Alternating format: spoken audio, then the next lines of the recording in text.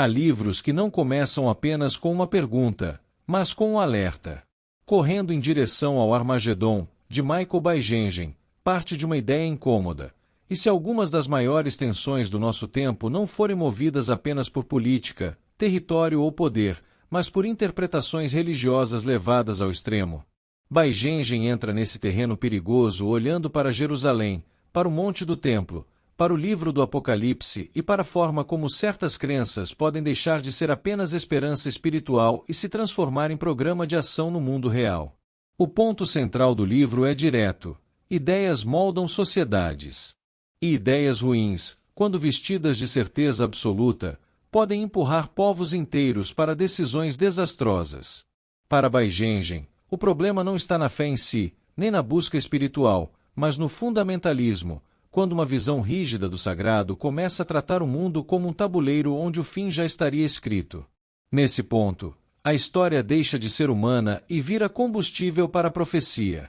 O autor conduz o leitor por uma Jerusalém carregada de camadas. Cada pedra parece disputada por memória, promessa e trauma. Ali se encontram três grandes tradições religiosas, cada uma com sua narrativa, sua dor e sua esperança. Mas quando essas narrativas são empurradas para o extremo, o lugar sagrado vira uma espécie de pavio simbólico. O Monte do Templo, para alguns grupos, não é apenas um espaço religioso. É a peça que faltaria para acelerar um destino final.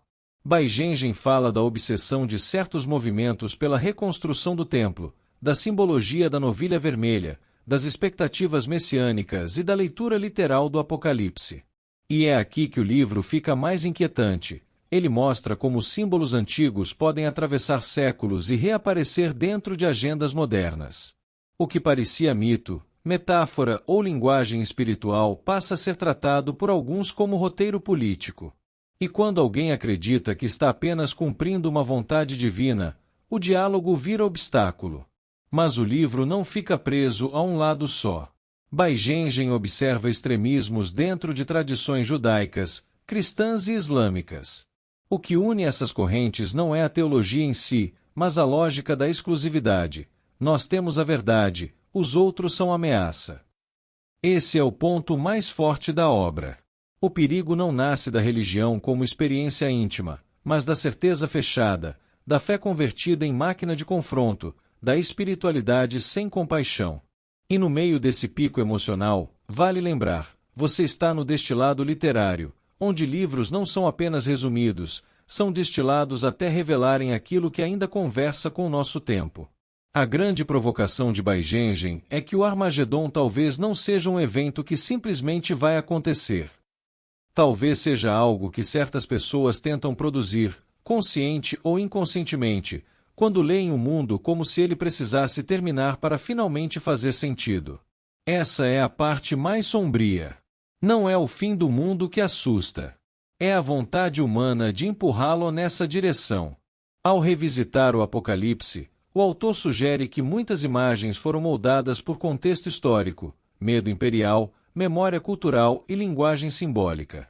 Ou seja, aquilo que alguns tratam como previsão literal talvez tenha nascido como crítica, resistência e imaginação religiosa de outro tempo. Mas quando o símbolo é arrancado do seu contexto e usado como mapa do futuro, ele ganha uma força perigosa. No fim, Correndo em Direção ao Armagedon não é apenas um livro sobre religião. É um livro sobre interpretação. Sobre o risco de transformar textos antigos em armas modernas. Sobre como a humanidade pode se perder quando prefere certezas absolutas a perguntas honestas. Baijängen parece dizer que o verdadeiro confronto não é entre religiões, mas entre duas formas de olhar o mundo, uma que aceita complexidade, dúvida e convivência, outra que deseja purificar tudo até restar apenas uma verdade única. E talvez seja esse o aviso mais forte da obra. Quando alguém acredita que está salvando o mundo ao destruí-lo, o perigo já deixou de ser simbólico. Já está batendo a porta.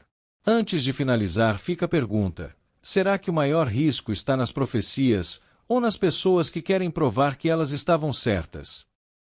Se você gosta de vídeos assim, deixe seu like para fortalecer o canal e ative o sininho para não perder os próximos. o seu apoio nos instiga a continuar destilando. Até o próximo livro!